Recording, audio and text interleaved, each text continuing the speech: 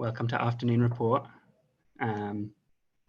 So today we have a case of a 50-year-old woman who came in with a one-day history of altered mental status. She is not really able to give you a history. She keeps just saying that she thought she was going to die, but luckily she has come in with her son, who said that this morning his mum became more disoriented, more agitated, wasn't really able to hold a conversation, kept getting distracted. And he also noted that she was slurring her words sometimes. He said in the last 2 weeks, she had a recent breakup with her partner and has been a bit depressed, not really eating, more withdrawn. And he said for the last 2 days, she hasn't really been sleeping and not taking her regular medications. So I'll pause for questions. Guys, do you have any questions at this point, or it's too early? Which medications were they not taking? So he doesn't know the names of her medications, but he knows that she has diabetes and bipolar disorder and that she takes medications for those.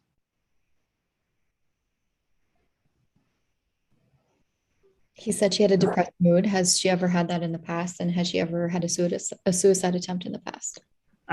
She's had depression in the past, but never had a suicide attempt. Our Chinese asking, what's her baseline? I guess baseline mental status. Baseline, she's fully independent. She's no altered mentation at all. Does she drink any alcohol? No. What about drugs, like illicit? Not that her son knows. No. Okay.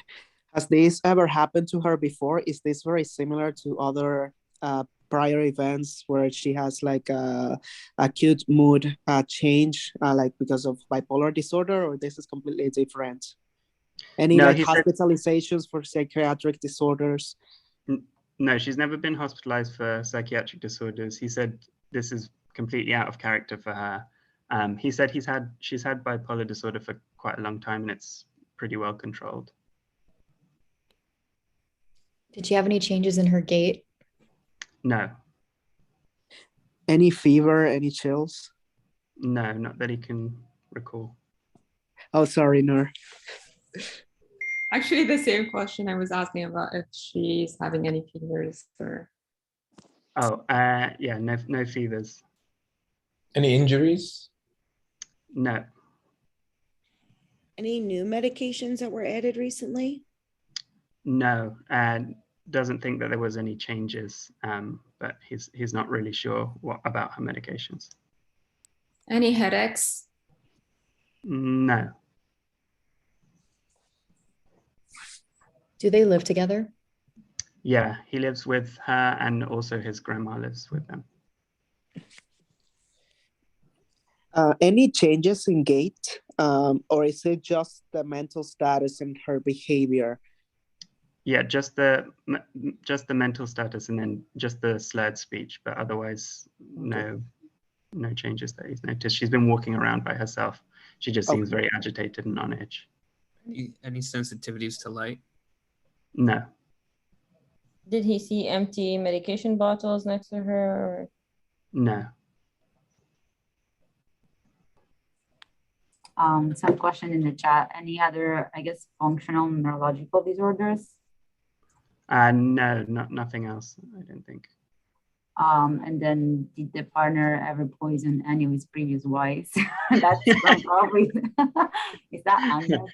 I didn't ask. Any recent travel? No. Does the son know time of onset of slurred speech? He said he just noticed it this morning. And Joy is asking, what's her age? Eric is 50. She's 50. Okay, perfect. Okay, so I think we don't have a lot of information so far. So maybe we can add something more. So history, I think we went through most of this. Asthma as well, but he says she doesn't have regular asthma attacks. Medications, yeah, I think we went through this as well. no allergies that the son knows of. And then through the review of systems, it came clear that she wasn't really eating because she was complaining of like nausea, abdominal pain, diarrhea earlier in the week. But this had kind of resolved in the last couple of days. And yeah, just the known slurred speech, confusion and agitation. On exam, she was a little hypertensive. Otherwise, her vitals were normal. That saturation's on room air. She was lying in bed. She just looked very agitated. She was responding sometimes to questions, but then trailing off, looking distracted, getting, kind of annoyed, trying to get up, then lying down, then looking more sleepy. Pupils were normal, no nystagmus. She looked dry, and she was actually complaining of feeling a bit thirsty as well. Heart exam was normal, chest was clear, abdomen was soft, non-tender, no rashes. She was ANO ×2 with like repeated prompting, and it was difficult to do a full neurological exam, but eventually she was able to do all of it, and there wasn't any evidence of sensory loss or loss of power, normal tone, and no cranial nerve signs. So, someone want to do the problem representation? Or do you guys have any other questions before we move to the problem presentation? I mean, I don't know if anyone has anything, otherwise we can move forward. I have a question. Did the diarrhea happen before, the nausea diarrhea, like the propio intake happened before she became altered, or was it all at the same time before? Yeah, it was like maybe 4 or 5 days before, when she started becoming like losing her appetite. And she threw up or had actual diarrhea? Like, we know that? He said she was complaining of diarrhea. Okay, thank you. Can you let us know more about her diabetes? Like, is it like uncontrolled? Is it like previous complication like HHS or DKA or anything like? Yeah, so she hasn't been hospitalized for it, he told me. She just takes tablets, not on insulin, no injections. Yeah, it sounded well controlled, but he didn't know much about her medical history in terms of like whether there were complications or anything. Ricardo is asking about recent travel. I think we said no. Yeah. Yeah, no recent travel. Okay. Do we know if he's on lithium, or is it he just doesn't know any of his meds? He's not sure. And I had a question. You're mentioning dry oral mucosa. Was she dry anywhere else or just the mouth? No, just in the mouth. Okay. But she wasn't all sweaty either. Who wants to try with the problem presentation, just putting together what we have so far?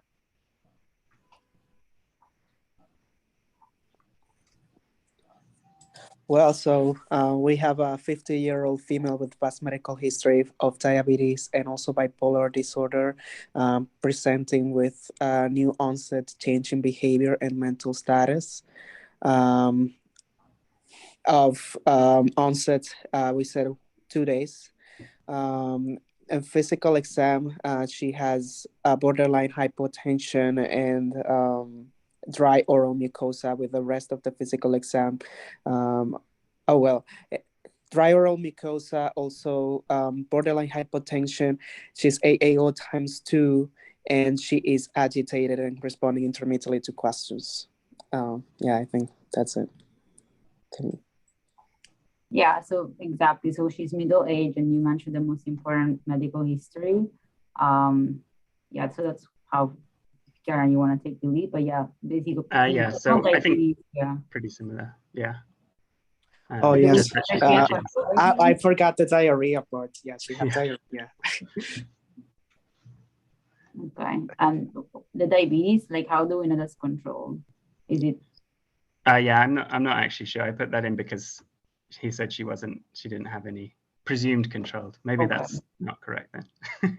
No, I mean, we don't know, but I guess like that's a good point. Just like when we put together the things in the problem representation, like in our assessment, as Noor was asking, it's important to identify if the, whatever past medical history we think it's important to put it there and to try to see if it's a controlled disease or uncontrolled, or maybe we don't know because like if it's uncontrolled diabetes, we don't know, that might be maybe a DKA or HHS because she's altered and she has abdominal pain, GI symptoms. So I think that's important to point out. Yeah. Thank you, Ciaran. I think I would only add to the problem representation that we don't know what medication she's on. Because whenever you see somebody with delirium, she may be on lithium, other medications that could lead to that. So I would just add that to the problem representation. Yeah, I think that's a good point. Okay. So I think we've gone through the missed way of approaching AMS quite a lot. And I think what I want to focus on is the toxin part, because I think, we've kind of talked through that as well. For the metabolic, she needs like a glucose, a CMP, thyroid panel, ABG, just to look for those causes, any signs of infection and regular workup for that. And probably a CT head as well, even though we don't know that she's had any trauma. MRI, potentially if we're unable to find a cause. I can add that, exactly agree. This is technically a workup that we would do. And usually if you're thinking about intoxication, most of the times it's a diagnosis of exclusion. So you cannot just jump with the gun to a toxin because the patient maybe has hypoglycemia. So there are some types of mental status that you need to rule out quickly. And I mean, I think we all know this type of workup. And then if nothing kind of fits the picture, then we also think about toxin. But most of the times it's a diagnosis of exclusion. Yeah. But I think the things that which we probably picked up on, which puts it higher up the differential, she's got a a psychiatric history, and she's had a recent emotional stressor, and she's relatively young as well. So I think it needs some consideration. But I agree, it's exclusion. We need to do the workup as well. So just for how to approach intoxication, you initially want to do your ABC resuscitation, especially if they've got reduced mental status. Their risk of airway losing their airway protection. Things to check out on the vitals: temperature, tachy, brady, respiratory rate, blood pressure. And on the exam, definitely need to take a look at the pupils, look for any neurological signs that might give you a hint, and whether the skin's unusually dry or unusually wet. So just kind of looking for toxidromes. Always check a glucose. That would actually be probably higher up. Maybe in the ABC you do the glucose, because that's something that you can treat straight away. Also, if on your exam you find pinpoint pupils, then giving Narcan straight away is also something to think about. You want to look for, check an EKG, see if there's any signs of EKG abnormalities. And then we can calculate the anion gap, the osmolar gap, and the oxygen saturation gap, which I'll go through in a minute. And then think about checking specific drug levels. So acetaminophen, it's very common in poisoning. It's often taken as like a co-ingestion, even if the primary toxidrome is pointing to something else. So it's always good to check a level. Salicylate's less common, but it always gets ordered as well. Ethanol, I think, is useful if someone appears inebriated, because if it's negative, then you definitely want to start thinking about other things that could be mimicking it. And then you can get specific drug levels for certain drugs. So gaps, I think we all know anion gap.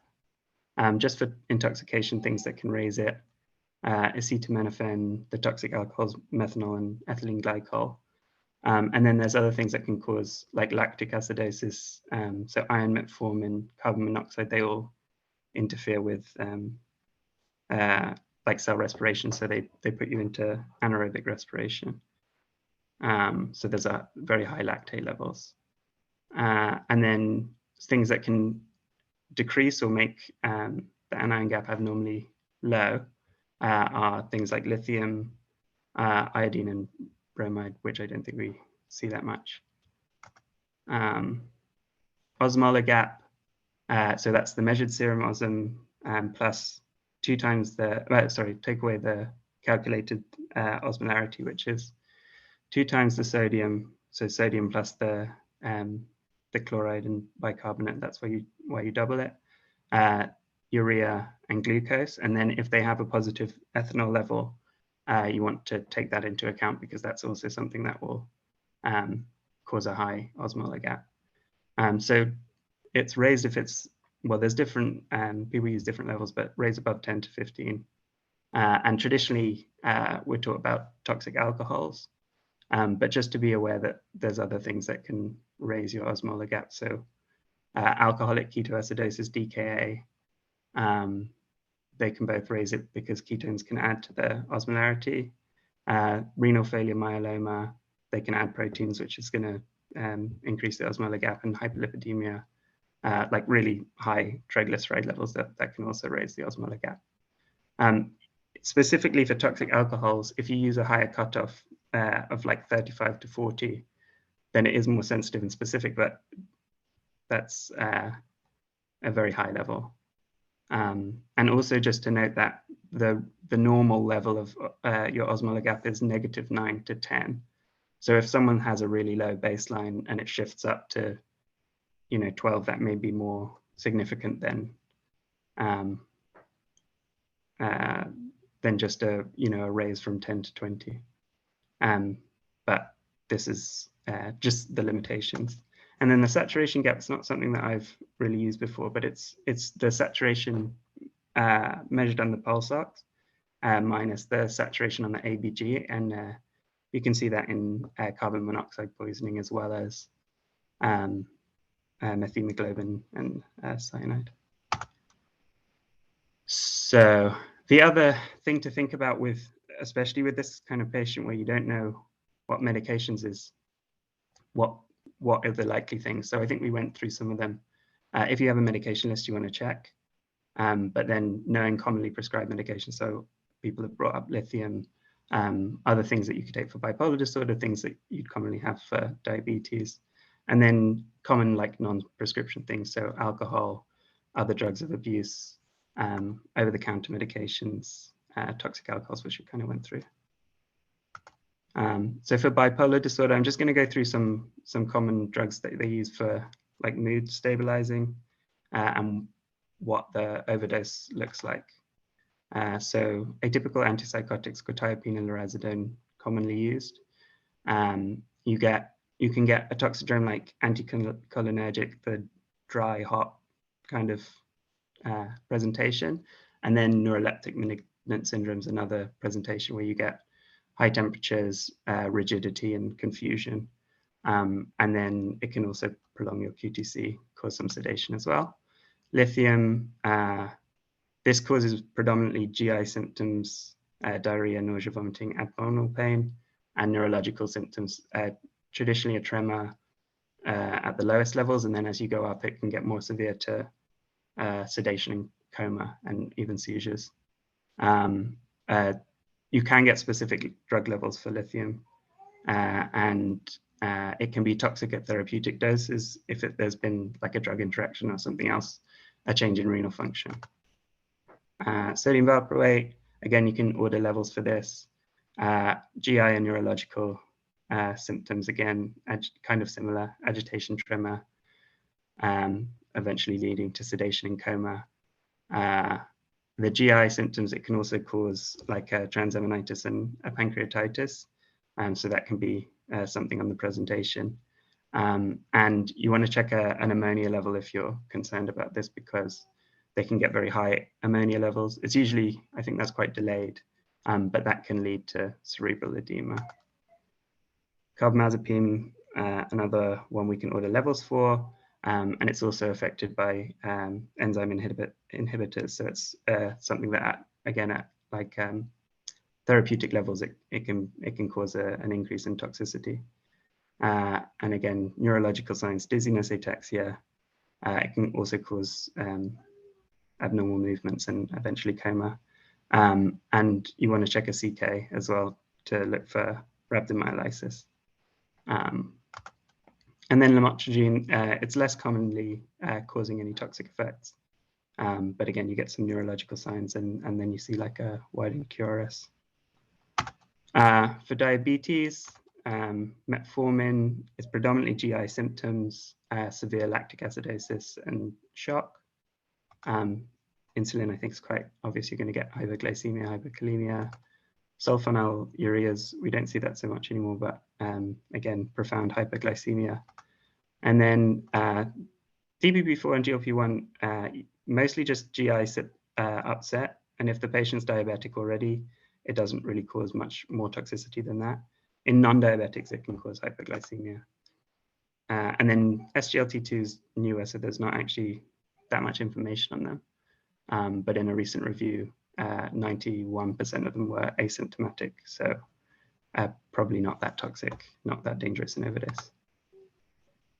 Okay, so these are the labs. Should I go through them, or do you want to?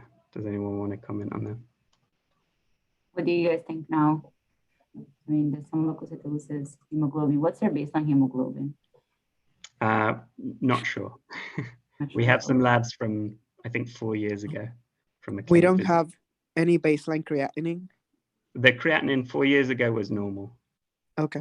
Do we have a venous blood gas or something? No. After talking about all that workup, we didn't get an ABG but review. we can see that the bicarbonate is low at 17, and there is also the creatinine is almost 3. We don't have we have a baseline creatinine from 4 years ago. Yeah, it was 0.8, so this is significantly higher. Yeah, and like also like the ratio is like less than 15, so it will be like intrinsic or renal, but we will need maybe some lights. Glucose 130. Yeah, and ethanol, acetaminophen, salicylate's all negative. And she had this mild leukocytosis. And then they're also saying there's no anion gap, so it's a non-anion gap acidosis. Yeah. Right. We're saying metabolic, but we also don't have a ABG, even though she was an hypoxic, so probably she wasn't even ever coming, but I don't know. We will never know. Yeah, we don't have a pH. That's true. We don't know. Yeah. Okay. So what did you guys think?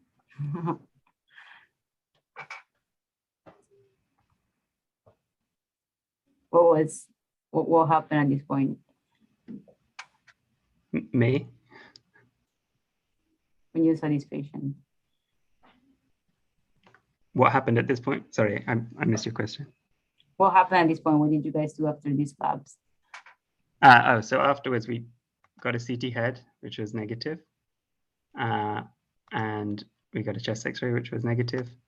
Her EKG was fine. And then we got a lithium level, which was 4.1. So I think maybe some people got that already. Oh, that dialysis. Potentially. The cutoff number is it's 3 or 2.5. No, like if there are symptoms and if there are symptoms, it's 2.5. If there's no symptoms, it's 4. Even though I think it depends, because I think there's a distinction between a chronic lithium level that's high and an acute lithium level that's high. So I don't know if what happened to this patient, but I guess like you kind of need to follow up the lithium level to see what happens. I think the problem with this patient is also that she has high creatinine. So we can assume that maybe she's not going to clear that lithium. Yeah. So it's chronic lithium toxicity.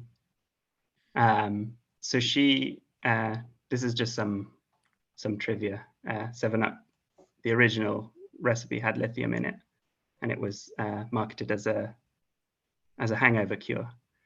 And then also lithium used to be used as salt substitutes until this JAMA article where it showed some toxicity from patients who were using it to avoid sodium.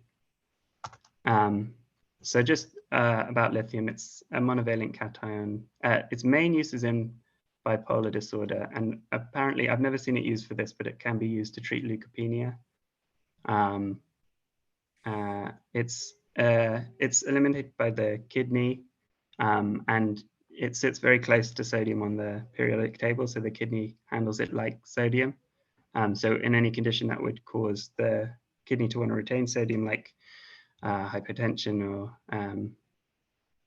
certain medications, that will increase lithium reabsorption and then can cause, toxic levels because it's got a narrow therapeutic index. And it's got quite a slow distribution into tissues, which comes important in the toxicity. So signs and symptoms, GI, nausea, vomiting, diarrhea, abdominal pain, she had all of those. CNS tremors, the most common. You get hyperreflexia, anxiety, confusion, slurred speech. She had some of those, no rigidity, and she wasn't comatose. Some cardiovascular changes, some bradycardia. They can present with hypercalcemia because it can cause hyperparathyroidism. It can also cause thyroid dysfunction. Renal, it can cause nephrogenic DI. So if someone presents with like a polyuria and is on lithium, it's something to think about. And it causes tubular injury over time, so they can have CKD. And it decreases the anion gap. So that with her, we don't know whether that normal anion gap is real or whether it's falsely lowered from her lithium. And then interestingly, it causes a leukocytosis. It's got like a direct like colony stimulating activity, which is why it gets used sometimes for neutropenia. But again, I've never seen it used for that. I don't know if anyone else has. So in acute overdose, you mostly just get GI symptoms. And if you have normal renal function, you can clear it pretty quickly. And because it's got this slow move into other tissues, especially the CSF, you don't get many neurotoxic effects until you have chronic lithium toxicity. So that's slowly going over time, and it has time to re-equilibrate, like form an equilibrium between tissues. And that can be, we kind of went through that, dehydration and drug interactions. This graph is from an old study from the 60s, where they had a patient who had chronic lithium toxicity, and they took serial blood samples and CSF samples while performing dialysis. And you can see there's like a rapid drop off in the serum levels, but the CSF levels don't drop that quickly. This is also part of the reason it's not getting serial serum levels is not always that helpful. Eventually it drops off when it has time to re-equilibrate, form an equilibrium, and you get this bump in the serum lithium concentration as the CSF slowly comes down. But this CSF level is what's causing the toxic, like the neurological effects. So this is why in acute overdose, you don't really see that because it hasn't had time. And then there's also silent, which is the syndrome of irreversible lithium toxicity, which is sort of persistent neurological signs more than 2 months after stopping the lithium. And it's not really clear why this happens. It sounds like it's kind of similar to like osmotic demyelination syndrome. So there's been some evidence that maybe dropping the lithium level very quickly with dialysis can cause some of this, but it's not very clear. So management, if someone's got normal renal function, then just fluids should be enough. You just want to make sure that they've got good output from their kidneys and they can clear all that lithium. supportive measures, which is true for everyone. And then, yeah, we talked about the serum lithium. It's helpful in acute because it hasn't, it's just staying in the serum. It's not in the CSF, but in chronic, it's less helpful. Dialysis, it's kind of not clear which is the best level to give it to start dialysis, and a lot of it's dependent on symptoms, which you guys kind of talked about. XTRIP is like a consortium of toxicologists and nephrologists, and they put out guidelines for dialysis and toxicity, and they recommend dialysis if the lithium's over 4 and there's severe symptoms or reduced kidney function, which she did have, or a lithium level over 5 and any symptoms. She didn't actually end up getting dialysis because she got bolused lots of fluids in the ED, and then on her repeat level, her kidney function had improved like quite dramatically. She had good urine output, and her lithium level was already dropping. So it was felt that we could just monitor her off dialysis and with good IV fluids, and she improved. And then just something to mention about dialysis modalities. It's one of the few things that in toxicity, there may be a benefit of using like a continuous modality rather than hemodialysis. This is kind of a confusing graph, but basically these are models of the serum and intracellular lithium with different modalities. And if you follow this is with one dialysis session, it drops down quickly, and then you get this bump in the serum level, which we saw on the other graph as well. And even with 2 dialysis sessions within 24 hours, you're still getting this bump. Whereas with like CVVH, you can get this sort of steady, slow drop. And as it re-equilibrate, I can't say that word, while the equilibrium reforms, then you can kind of get this steady excretion of the lithium.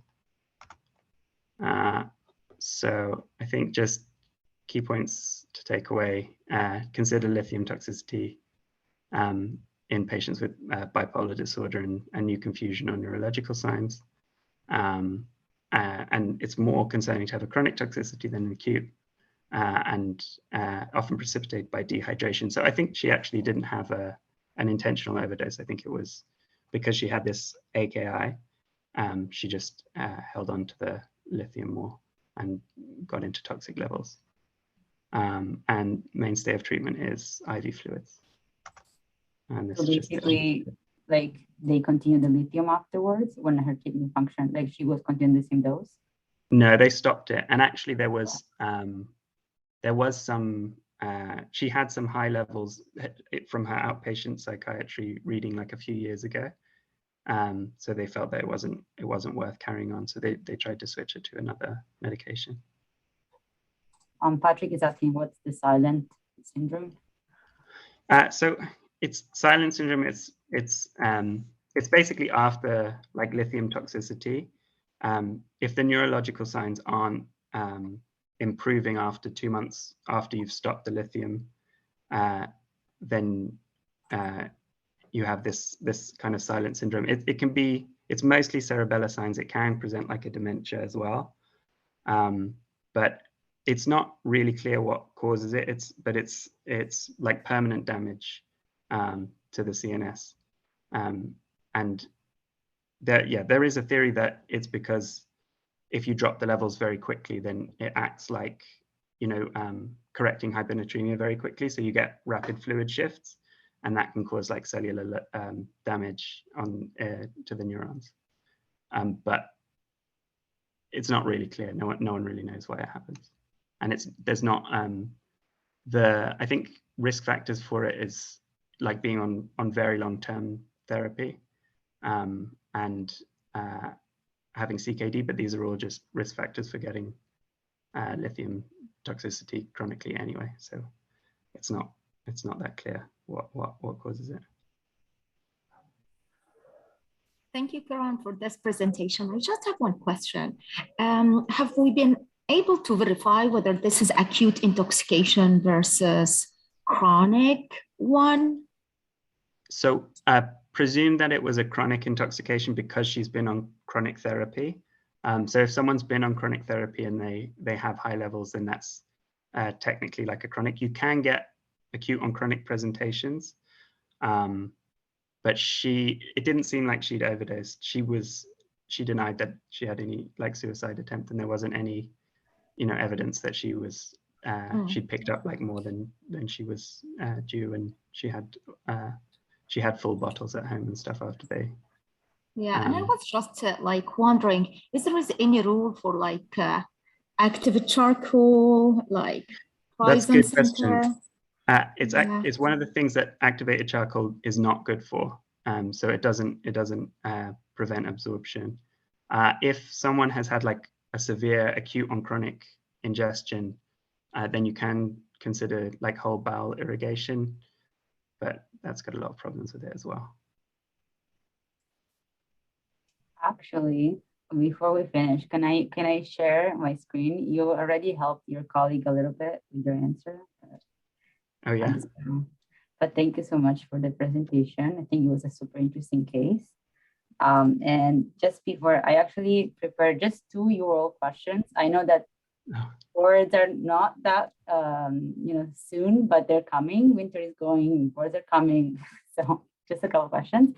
And before that, this is just quick overview of the toxidromes, as Ciaran was saying. It's something that we kind of use to remember side effects from drugs, depending on the neurotransmitters that they use. They're not 100% useful just because a lot of medications, they have different patterns and they can, use different neurotransmitters at the same time. And one example is quetiapine, as he was saying. It's actually an antimuscarinic, which is anticholinergic, but also an alpha-lytic. So you can have a mixture of things with the same drugs, but it helps because I think Ciaran did a smart thing, thinking about what diseases the patient had, maybe consider what medication she might be taking, but that's not always the case. The patient might be intoxicated with other things, might be doing multiple things at the same time. So that's why we can use the toxidromes. And then usually that's not what I wanted to do. The most frequent ones are 1, 2, 3, 4, and 5. So basically the serotonin syndrome, but also anticholinergic, cholinergic, and then all the sedation, so opioid, benzodiazepine. And they clump together serotonin syndrome and sympathomimetic toxicity because they kind of have the same side effects. They all cause, hyperthermia, hypertension, tachycardia. The only difference, I don't know if you can see my, I see that it's a little bit skewed, so I don't know why, but the big difference is actually the secretions. So if you have a sympathomimetic drug, you will have a lot of sweating. And this is because the sweat glands are all innervated by the sympathetic system, which is a little bit different than other glands. But if you have an anticholinergic, which causes the same things, right? Because you're blocking the cholinergic system, so all the sympathetic system is activated. So you have hypertension, hyperthermia, tachycardia, everything is the same. But then you're really dry, so there's no sweat, because even if it's the sympathetic system, so technically you're not blocking the sympathetic system, you're blocking the cholinergic system. And I don't know if you're going to be able to see this because I see that this is totally skewed. But let's say that this is preganglion nerve. So this is a nicotinic receptors, like all of the preganglion nerves. And this attaches to the postganglion, which might be, norepinephrine if this is a sympathetic system, and it will be acetylcholine if it's a parasympathetic system. But the difference from the other system is that in the sweat glands, so if this is a sweat gland, you have the sympathetic system here, but they use muscarinic receptors. So when you have a sympathomimetic toxicity, this is super activated from above, so you have sweating. But if you have an anticholinergic, this is going to be blocked. So that's why you have dry skin in that case. And usually the toxicologists at least say that a good idea would be to check the armpits or the groins, because they always have some moisture. So if they're totally dry, then you might think, oh, maybe this patient is intoxicated because this is totally awkward. And then other ones are opioid withdrawal, benzodiazepine, and opioid use, which usually wouldn't cause anything with the secretion. So benzodiazepine use or opioid use would just cause, respiratory depression, hypotension. So you don't have all the other changes in the secretions compared to the sympathomimetic and the anticholinergic. And then they clump together serotonin syndrome with sympathomimetic because they're very similar. And a lot of drugs that cause sympathomimetic symptoms, like ecstasy, methamphetamine, all of these medications, they also increase serotonin transmission, and they can cause serotonin syndrome. And especially, for example, if someone is taking, MDMA and at the same time SSRIs, anything that can increase serotonin, like tramadol. And this is actually a question that I had during my boards, so it's something to keep in mind. Okay, so now just because we don't have too much time, I just wanted to, let's see if I can. Julia, Okay. can you email us that amazing Toxidrome meme chart overview so we have it? Absolutely. This is from, I will actually, I need to remove this thing. I will actually add the links from where it's taken from, and it's from EMCrit. They have a very nice approach to patient that is intoxicated. And I'm also gonna add you guys there's like a very nice curbsider podcast done by 2 toxicologists that kind of go over their tips and tricks when you approach a patient that you think might be intoxicated. As I was saying, they always use it as a diagnosis of exclusion, but they also point out some nice tips and tricks. For example, looking at the vitals. Don't just look at what the monitor tells you one time, but go see the patient, because if the patient is taking something that's blocking any sympathetic or parasympathetic system, you will see that their vitals don't react normally. So for example, the patient is sleeping, you go then wake them up and their bradycardia does not change. They keep being, I don't know, in the 45s. That's totally abnormal. Or if you go talk to them and their heart rate is shooting up, that's so those are all like some tips that you can kind of go and check the patient and see if that's something that might fit your picture after you exclude everything that already Ciaran said. So the hypoglycemia, the acidosis from other reasons, the DKA, wherever that be.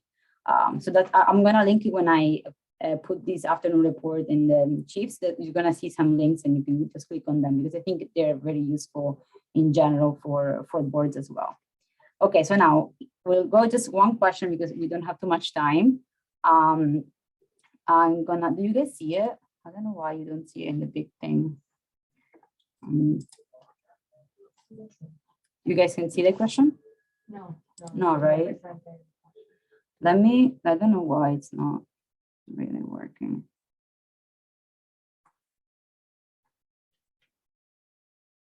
Okay, so now you should see it. Okay, I'm gonna just quickly go over it. So we have a 41-year-old man with a history of bipolar disorder, was brought to the emergency department by his mother for confusion and agitation that she noticed while visiting today.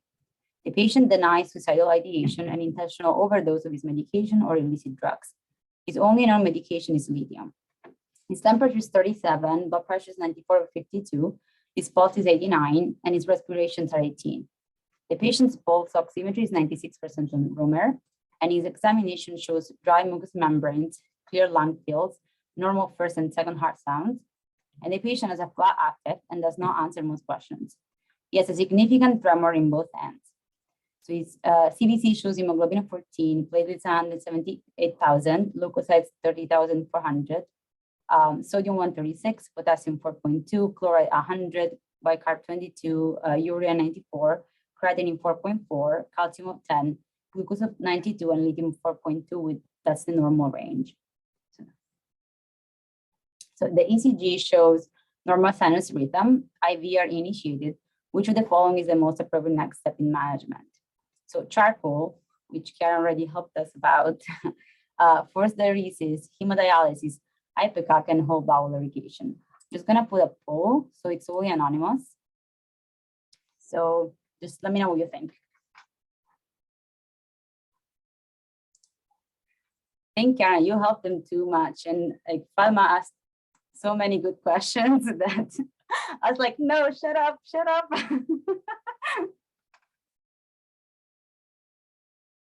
Guys, I don't see your answers, so you can just do it. This is taken from New World, so it's not maxed up, but okay. So I'm gonna end the poll and share the results. And most of you got it correct. So hemodialysis is the correct answer in this case, even though I do think it's, especially after I was reading a lot about lithium, it's a little bit controversial, I would say. But at least one tip that I can give for the boards, but that's just my way of doing it, so I don't know. I hate going all down to the question and to the to the different like options before reading the stem, because when I do that, I basically end up just focusing on something and anchoring on something depending on the question that I read, and then I end up missing some details that are important. So that's just my way of doing it. I prefer going through the stem and then see what they're asking, but you guys will see what's the best option for you. And another tip, at least for me, was to try to remove the things that don't make sense from the options that you have. So in this case, for example, I mean, if we remember a little bit about lithium, you would know that charcoal you cannot use. And that's because, so basically lithium does not get absorbed by charcoal. So it's never an option if there's lithium. Charcoal you will never use. Forced diuresis, again, that's something that you kind of like have to read about, but basically it doesn't really work a lot with lithium, even if lithium works like sodium. So technically you could use Lasix to remove it. It doesn't work as well, and it doesn't really remove as much lithium as you would want. So that's why you don't really like use diuresis. And also lithium causes diabetes, nephrogenic diabetes insipidus. So the patient might be really dehydrated already. As Ciaran was saying with this patient, the patient was really dehydrated. So if you're also giving Lasix on top of that, you just cause more dehydration, more AKI. So that's why usually it's not a good option when there's lithium involved. Ipecac, I was listening to the core presiders. It's something that you basically almost don't use anymore. You don't want to have them vomit anything. And the other thing in this specific question is that they're saying that the patient did not have an acute intoxication. So you're not going to have them vomit anything. There's nothing in their stomach. And this is the same for option E, the whole bowel irrigation. The patient is saying there's no acute intoxication of anything. So you are not going to be able to push out anything in this situation. So that's why hemodialysis is the best option. But for example, if they put the stem a little bit differently, then you could consider option E as a possible option. So that will depend on what they tell you in the question. And I guess we're out of time because I already see the members of the Center for Stress and Resilience and Wellbeing here. So I see if you have any questions or comments before we move to the next hour.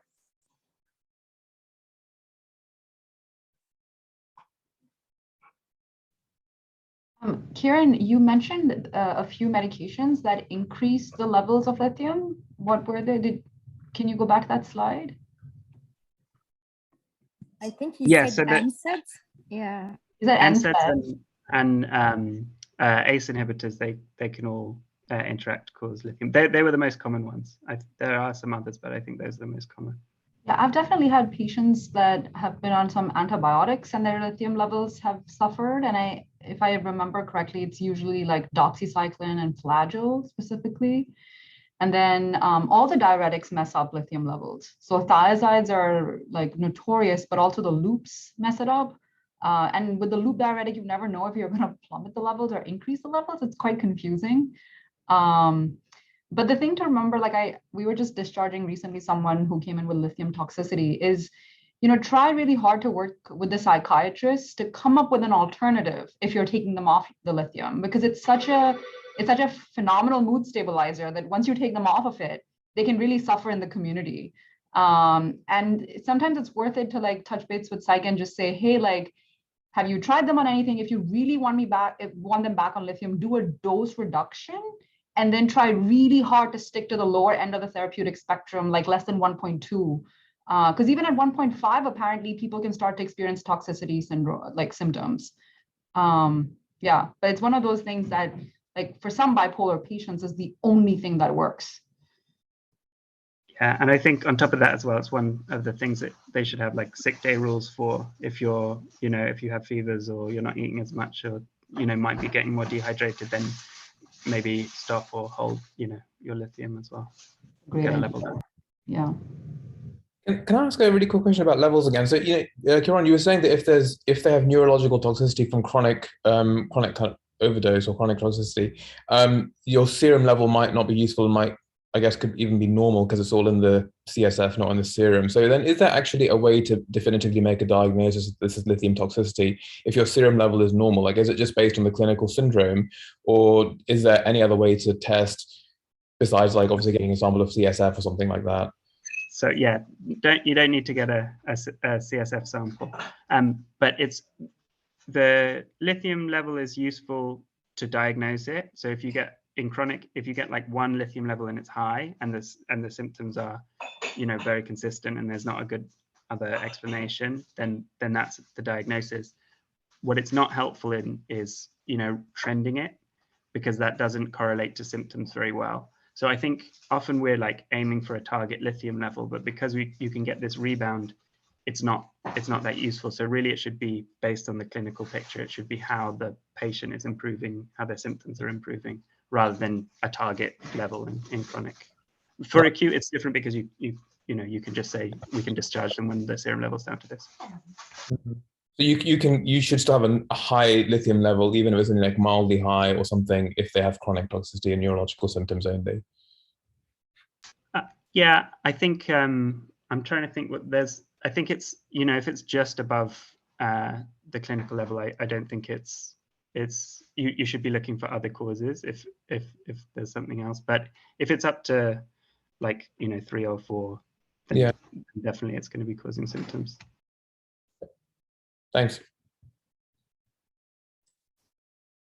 Thank you, Ciaran. That was great, actually. A lot of teaching points.